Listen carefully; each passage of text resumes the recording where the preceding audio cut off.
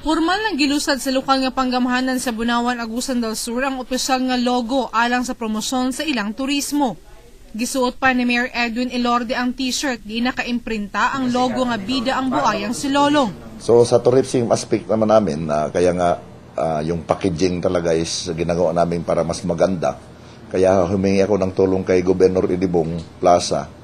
Pinadala naman ako niya ng mga top expert na personnel niya para tumulong sa atin. Kaya ito na yung decision na meeting namin na ito na yung official caricature ni Lolong para naman mas kung titingnan mo mas mahalin pa siya ng tao kung titingnan mo kaysa doon sa original na picture niya. Oo.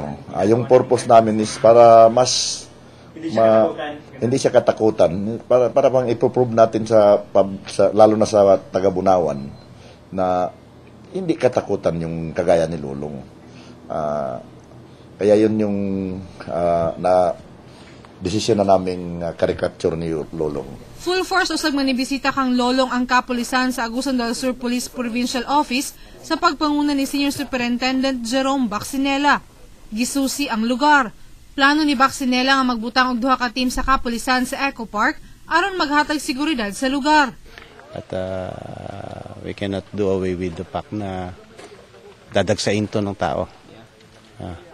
So we have to prepare for the influx of foreigners as well as local.